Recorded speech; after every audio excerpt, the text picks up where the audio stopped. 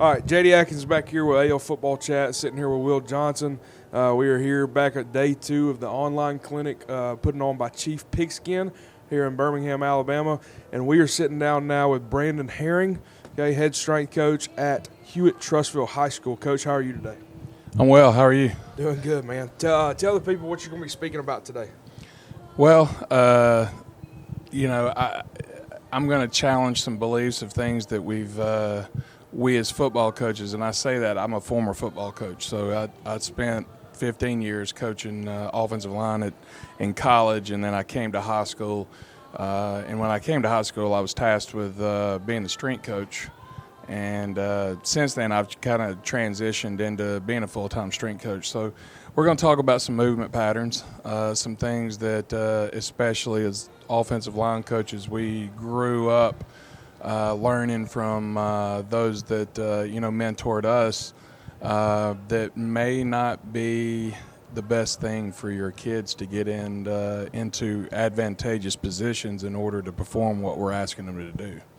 Now, you're talking about offensive line coaches, and as an offensive line background, same with Will, same with you. We're stubborn creatures by nature, and, you get set in your old ways, and you're talking about challenging some of those beliefs. Give us a teaser, what are you looking for?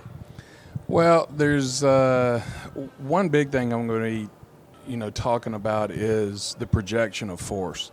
We're actually going to talk about some of Newton's laws. And, a big thing is this. One thing to always remember is you push down to go up and you push back to go forward. And that's not something that you can argue.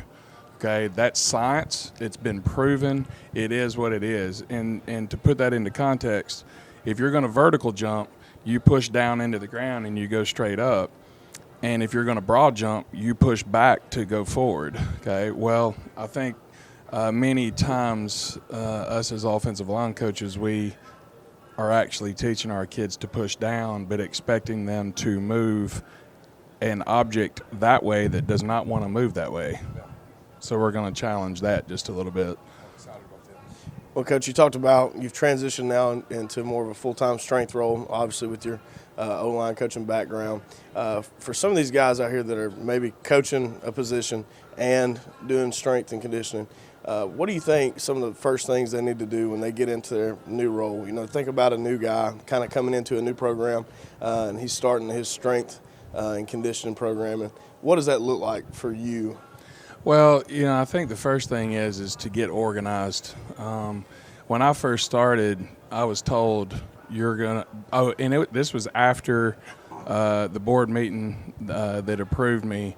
The head coach said, "Oh yeah, hey, you're going to be doing strength, so you're going to be in the weight room all day." And I was like, "Wait a minute, what are you talking?" That wasn't even mentioned. And I enjoyed lifting, I always have, but to enjoy doing something and then be able to teach and coach it and be responsible for it is a whole different ballgame.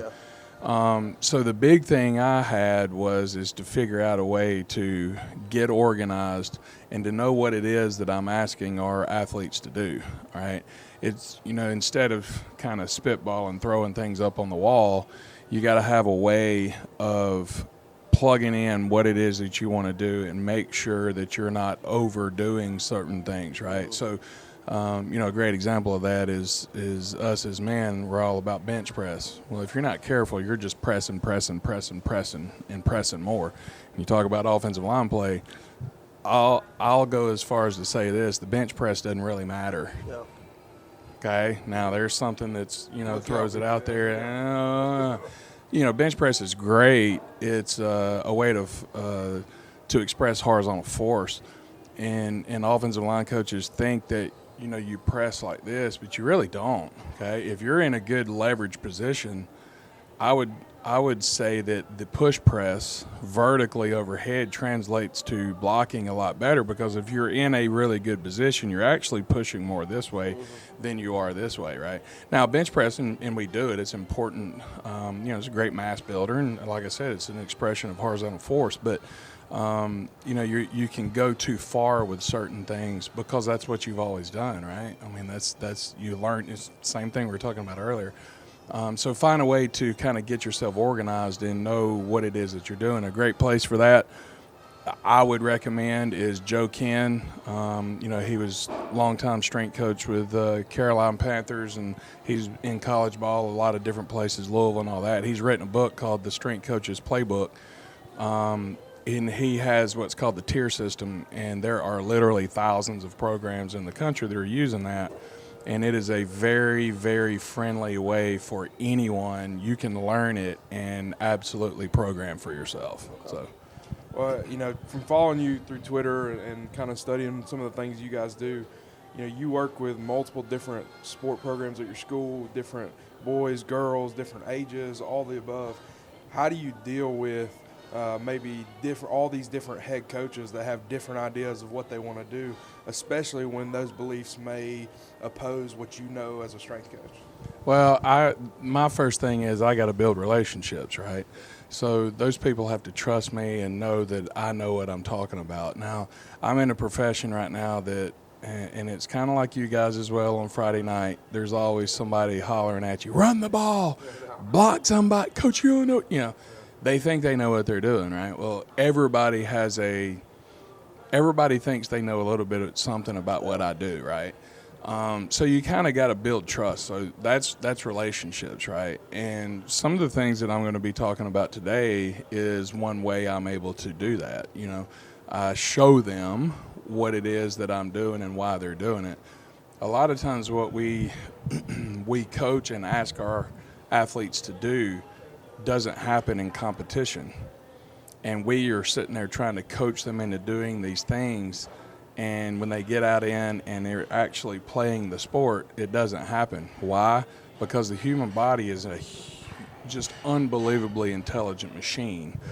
It knows what it needs to do. If you need to go from point A to point B as fast as possible, it knows what it needs to do. And so sometimes we coach it out of that.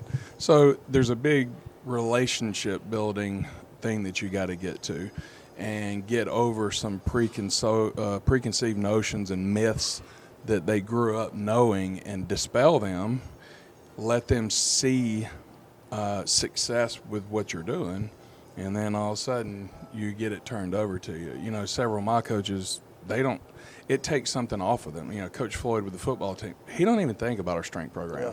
Like zero thought into it. And if you think about a head football coach in the off season, and during the season, that's a quarter of what they are responsible for, at least, is what they're doing with strength and conditioning. And he don't even give consideration to it. He don't even think about it. He trusts me. And I always tell him, if I can't answer why we're doing something, you should fire me. I tell him that just straight up. So we've got a great relationship, and he trusts me. Well, Coach, I've asked this to everybody so far. It's kind of been my question of the weekend, and obviously this goes back to you, coaching football. Now you transition into the strength deal. What is your why? What got you into this?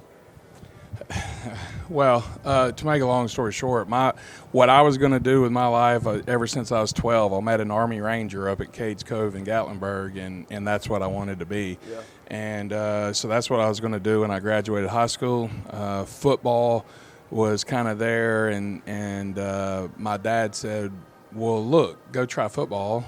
If you don't like it, then we'll drop out and you can go in the Army. Well, so football kind of worked out. The only other thing I thought about was coaching. My high school coach at Hueytown was Mike Battles, senior. Y'all may know Mike down at, you was at Tallahassee, but he had a huge impact on me. The only other thing I gave him, consideration to was coaching. And 5 years later, my dad said a graduate assistant spot opened up, which never happens, right? Like, that just doesn't happen. And he said, well, try it. If you don't like it, then, drop out, go back in the Army. And so here I am. And I enjoy seeing other people succeed. You're an offensive line coach. Both of y'all have an offensive line background. If you don't have that in you, you're going to struggle as an offensive lineman or an offensive line coach, right? I played offensive line. I coached it. I enjoy seeing other people succeed. I enjoy hopefully making a difference in people's lives. I told a kid yesterday in one of my classes, never lifted weights before. I told them that what I'm teaching you right now, you literally can use 30 years from now. I'm teaching you how to lift properly. That may not be the case if you're taking Western civilization in school, right? You may not talk about the Jia dynasty. I mean, it may not. But if I teach you to squat properly, then that's something that you can use for the rest of your life. So hopefully I'm making an impact on indirectly or directly on people's lives. So I want to ask you about, we see a lot of arguments with coaches and discussions with coaches about kind of the role of conditioning, especially when it comes to football. You've got one side that will talk about the benefits of, doing hard things and doing things like that. And then you've got another side that talks about, how that doesn't necessarily apply to football. Where are you at in that kind of argument? Well, here's the thing. So conditioning is important, and I don't care what sport you're in. An aerobic base is important. So I'm in the middle, and to be honest with you, that's where you should live your life. Extremes are bad. I don't care what side of an extreme you're on. You're not open to learning anything. So that's hopefully we see some people today that are open to learning some things rather than just hard line, not opening your eyes. It's closed mindset, growth mindset kind of thing. So yeah, we condition, but it doesn't have to be. I think where the strength world gets upset with sport coaches is, and sport coaches, they don't know how to properly condition necessarily, and so then they strength guys act like whatever on social media toward those people instead of trying to educate them a little bit, right? There's nothing wrong with running. Running's great. We run, right?